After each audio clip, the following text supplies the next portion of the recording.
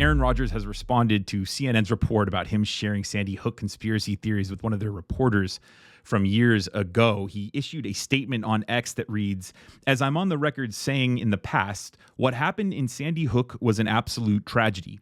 I am not and have never been of the opinion that the events did not take place. Again, I hope that we learn from this and other tragedies to identify the signs that will allow us to prevent unnecessary loss of life.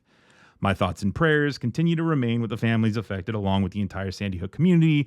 Heart, hashtag blank, I guess." Yeah, so pretty empty statement there. I mean, it's not even an apology. It's just a denial. Hey, I didn't say it never took place.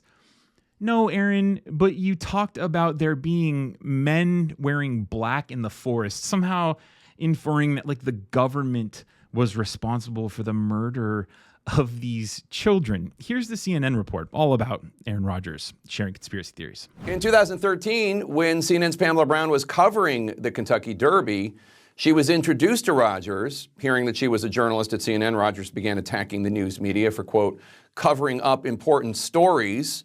Rodgers then brought up the Sandy Hook shooting and said the news media was intentionally ignoring that the shooting wasn't real, that it was a government inside job. I remind you, the shooting, of course, was very real, very tragic. 20 children and 6 adults were murdered that day. When Pamela Brown asked Aaron Rodgers for evidence of what he was talking about, Rodgers then began sharing various theories that have been disproven numerous times by evidence.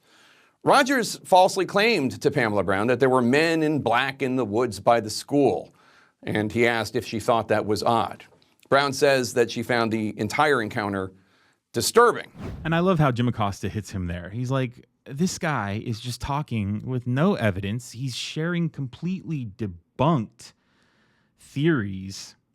And then he kind of used a word. He says that Aaron Rodgers is like odd. And that's something that really kind of, that word perked up my ears, because the NFL, they don't like odd and they don't like peculiar, and they like families, right? This whole Taylor Swift thing, right? They love it because it's bringing families and bringing women into the NFL. They want more people, more good people. Aaron Rodgers is attracting the basement dwellers and literally like turning off everyone who, you know, the NFL has worked so hard to attract over the years. And you know, especially with like the whole Taylor Swift thing.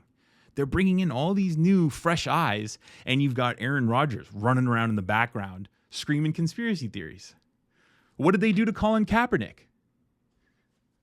How can they be justified letting Aaron Rodgers stay in the league when Colin Kaepernick gets kicked out because he kneels during a protest, because he's kneels during the anthem in protest? I mean, in protest of African Americans being socially and economically repressed in our society. And Aaron Rodgers is sharing conspiracy theories about a bunch of 6 and 7-year-olds who were murdered in their school. So that's what I think this really reads like. He knows he's done. He's trying to save. I don't know what is going on with his contract with the Jets, but if he's got a couple more years left in the league and he's trying to protect that, which is clearly what he's trying to do, I mean, that's tens of millions of dollars.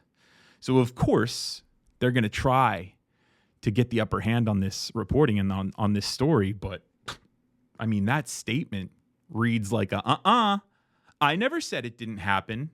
But yeah, no, I'm still with you guys. Oh no, I'm still going to talk about all these crazy conspiracy theories, and that might devastate you as a parent, you know, or as just simply someone who has a heart. But I don't care. I'm Aaron Rodgers. I got mine.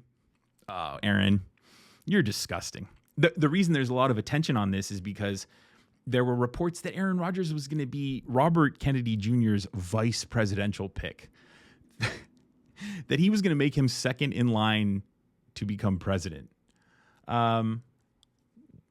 What? We don't know if Aaron Rodgers can even make it to second in line as a quarterback. So, no, man, we don't want him anywhere near the Oval Office. It just kind of reminds you that Robert Kennedy is crazy, that Aaron Rodgers is delusional. Like these people, like the Trumps, the Kennedys, the Rodgers, they don't care about anybody. They don't care about anybody. It's really easy to share conspiracy theories about families being ripped apart, torn from their 6 and 7 year olds. It's really easy to do that when you've got yours, Aaron. When people show you who they are, you gotta believe them. Aaron Rodgers, it's disgusting. It's pathetic. He should not be in the NFL. If this happened to Kaepernick, if what happened to Kaepernick happened to Kaepernick, Aaron Rodgers has no place in the NFL. Now I tried to get through this video without getting emotional, but I wanted to bring an organization that's very close to my heart to your attention. It's called Sandy Hook Promise, sandyhookpromise.org. It's the parents of the kids that were lost on Sandy Hook. They're raising money. They're trying to make an impact on kids' safety in schools and trying to protect kids from gun violence. So please, let's use moments like this and barricades to progress in future. Let's use them to make ourselves stronger and make our movement louder. So if you want to do that, please, Sandy Hook, sandyhookpromise.org. Please give as much money as you can, and of course, subscribe to Reflect if you haven't already. Hi, Mark Barton at Sandy Hook Promise here. I just want to thank you for your generosity and your support. It is literally how we do the work we do at Sandy Hook Promise. And the work that we do is saving lives every single day. We have prevented school shootings, suicides, all kinds of acts of violence, bullying, hate crimes, and at the same time we are building a more connected, more empathetic culture in the schools and in the communities that we serve. And it's all thanks to you. And we cannot do this without you. So from the bottom of my heart, I just want to say thank you.